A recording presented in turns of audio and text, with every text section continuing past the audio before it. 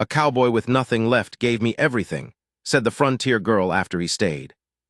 The rifle was cold the morning I decided I was done with cold things. That's not how I meant to start this, but that's where it starts. October, late enough in the season that the frost didn't leave the windowsill until noon, and I was sitting in the chair by the stove holding the Winchester across my knees the way a man holds something he's already said goodbye to. Not loading it, not cleaning it, just holding it. The way you hold a thing when you're figuring out where it goes. I hadn't slept more than 2 hours, running in about 3 weeks. The cough had come on in August, the kind that settles in behind your ribs and doesn't move, and the doctor in Laramie, a young man, still smooth-faced, the kind of young that doesn't know yet what it's like to run out of road, he'd told me in that careful, half-sideways way they have that I ought to get my affairs in order. He didn't say dying. Men like him never say the word. They say affairs, as if what I had left could be called that. What I had left was a one-room cabin on 40 acres of brokegrass range north of the Platte, a horse going gray at the muzzle, a debt to the Fremont County Land Office for taxes I'd let slide 2 years running, and a name that used to mean something in this part of Wyoming and now just made men at the feed store go quiet when I walked in. Not out of fear, out of that particular kind of sorry that's worse than fear. Harlan Briggs, that was the name. That was me. Used to be a name you said careful. I'd been a hired gun early on out of necessity, not proud of it, not ashamed of it, just the fact of what the frontier asked of a man who was fast and needed to eat. Later I'd been a deputy for Sheriff Cord Avery in 2 counties for 11 years, and I'd been honest and I'd been fair, and I'd come home from that with a bullet scar on my left shoulder and the particular tiredness that comes from a decade of watching what men do to each other for want and greed. I'd tried ranching after that. The land was mine outright except for the taxes. I'd kept cattle until the cattle market broke. Then I'd kept horses until the market for horses softened. And then I'd kept enough to live on and told myself that was enough. My wife Clara had died in the spring of 1882. Fever, 4 days and she was gone. We'd had 9 years together and she was the kind of woman who made a place feel like something. After her it was just a cabin with her things in it, and I'd lived in it like a man living in a museum of himself. That was 4 years back.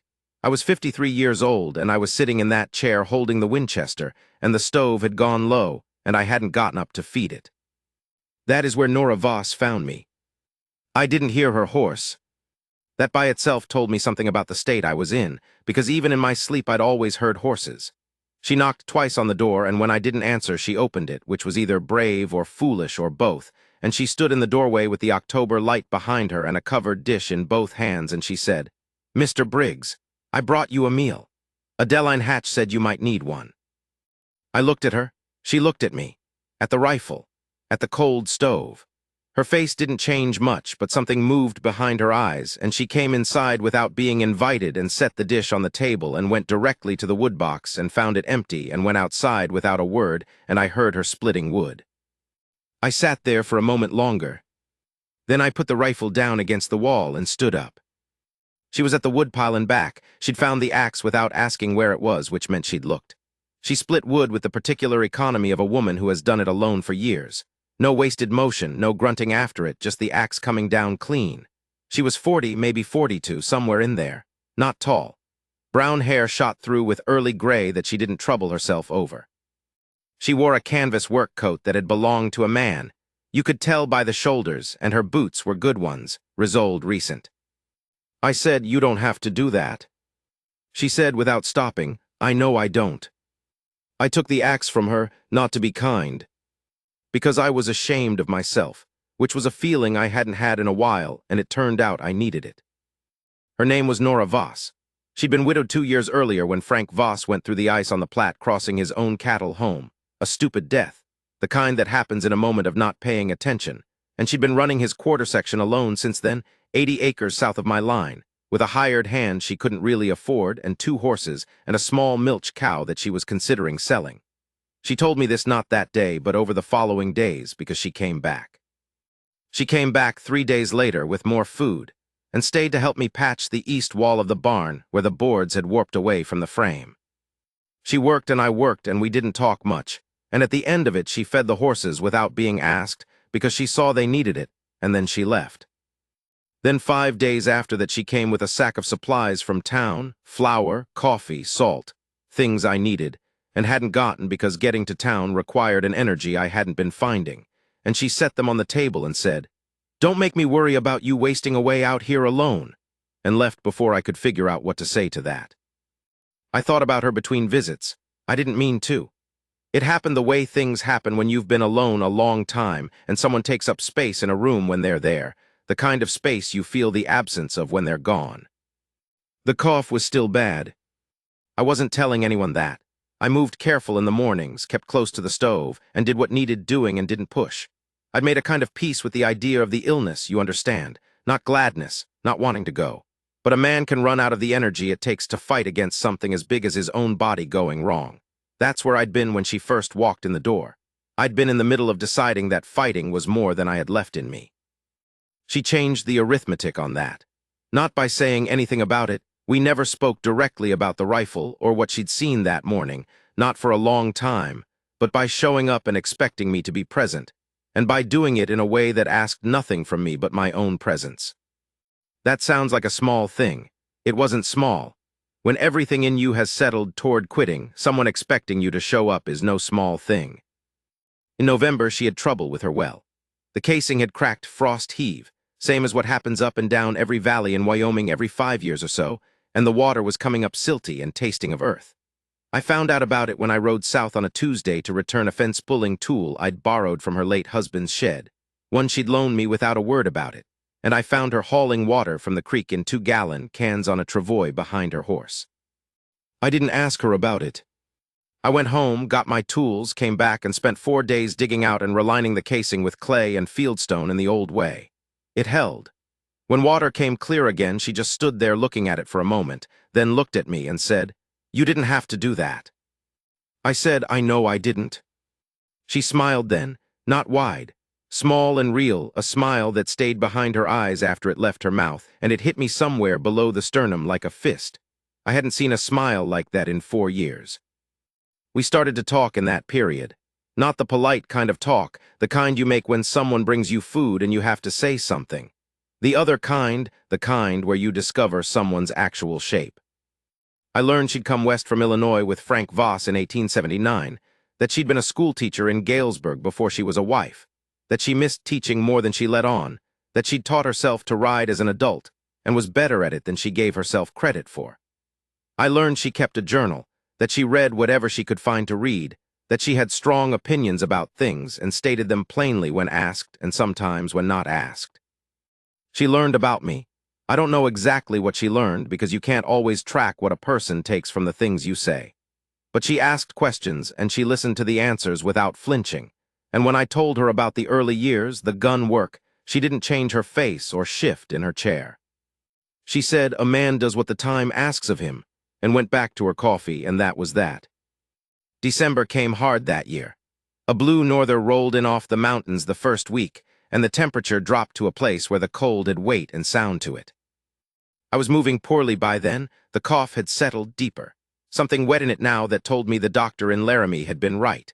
And on the cold mornings I was slow to warm and slow to get going, and there were 2 days in that stretch where I didn't get to the barn until nearly 9 in the morning, which is not a thing a man does unless something is wrong with him. She showed up on the 3rd day of cold with her hired man Tio Garza, a quiet Tejano in his 50s who was one of the most competent men I've ever seen work, and the two of them turned my barn out and cleaned it and rebedded the animals and rechinked the south wall where the wind was getting through, all while I stood there trying to be useful and mostly failing. Tio never looked at me sideways. He just worked. That kind of courtesy cost something, and I knew it. When Tio had gone back to her place, she stayed. She cooked in my cabin that evening. I won't tell you what, it doesn't matter, but it was the first real meal I'd had since God knows when, and I ate all of it. And when I finished, she cleared the plates and sat back down across from me and looked at me the way she did when she was about to say a thing she'd been carrying for a while. She said, "I know you've been sick." I said, "I know you know." She said, "How long?" I said, "Doctor in Laramie, August." She was quiet for a moment. The fire popped. Outside, the wind was running hard down from the north, and the cabin was warm, and she had her hands around her coffee cup, and she was watching me. She said, "Are you still deciding?" I looked at her, deciding what? She said, "When I first came here, the rifle." Whether you were still deciding. A long breath. I looked at the stove. I said, I was. She said, and now? I thought about that. I said, I think somewhere in the last 2 months I stopped. I paused. I don't know exactly when. She nodded. She didn't say anything for a long moment, and then she said, good, plain as anything, and went back to her coffee. That was the only time we spoke directly about it. But something had been said that hadn't been said before, and we both felt it. And after that, there was a different quality to the time between her visits. A weight that had lifted. A man knows when someone has decided something about him, decided to stay in the fight on his behalf whether or not he deserves it, and it changes the temperature of the world. I started fighting. That sounds grand. It wasn't grand. It was small and daily and unglamorous. I made myself eat. I made myself sleep. I found a doctor in Cheyenne, a different one, older, a woman named Dr. Elspeth Harding who'd been working the frontier for 20 years and had seen everything twice. And she gave me a different assessment than the Laramie boy, not necessarily better, but different, more careful, more real. She told me what I had and what it was likely to do and what there was to try and what there wasn't.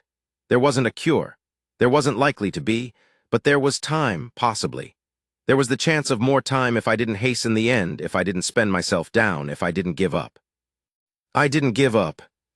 I'm telling you that now, and it doesn't sound like anything. At the time, it was the hardest work I'd done in 53 years, and some of those years had included things I don't talk about. Nora was there for all of it.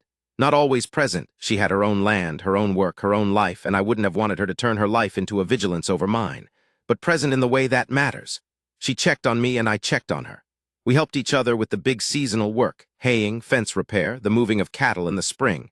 The way neighbors in this country have always had to help each other if either of them was going to make it. And in between the work there was the other thing, the thing that had no name for a while, that was slowly accumulating weight and shape. I want to tell you about a night in February.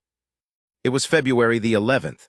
I remember the date because it was 3 days after my birthday, which I had not mentioned to anyone and didn't intend to, and Nora had found out somehow, I still don't know how, and she'd ridden over on the 8th with a piece of brown sugar cake wrapped in a cloth and left it on my step without knocking.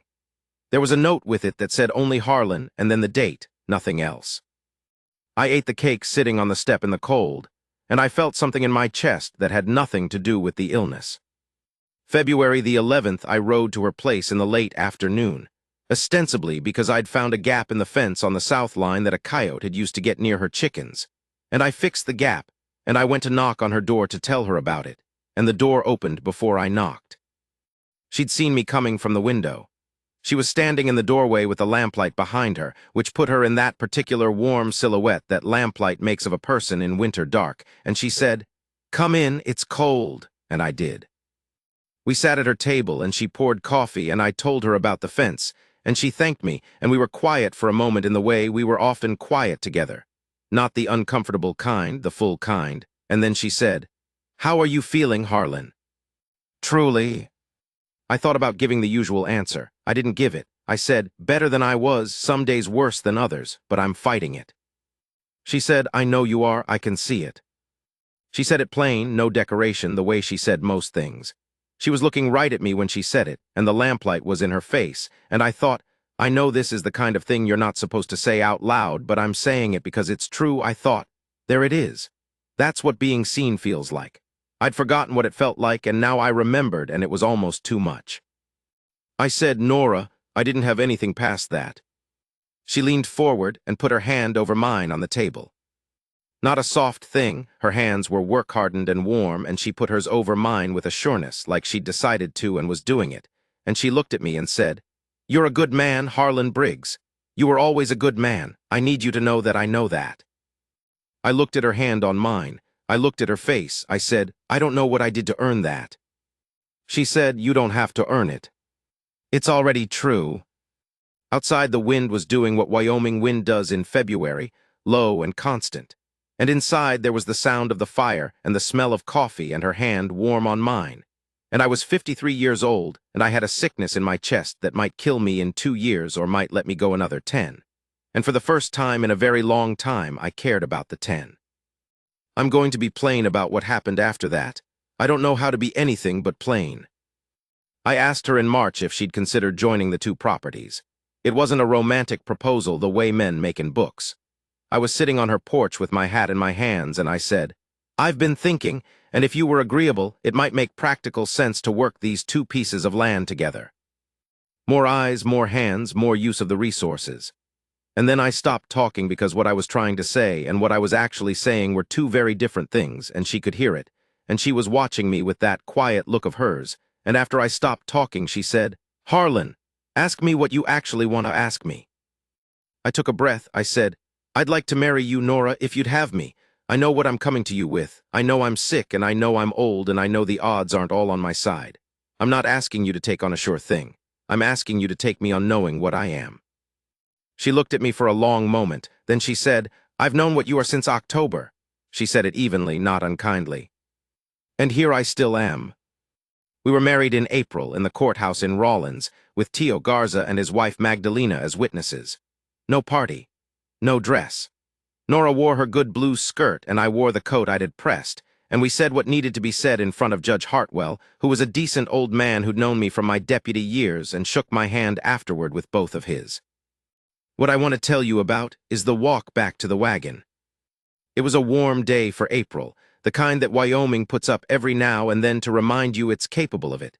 Sun all the way down to the skin, the smell of mud and new grass from the river bottoms.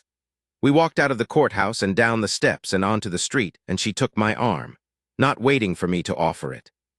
Just took it, slid her hand through my elbow and stayed there, and we walked to the wagon like that.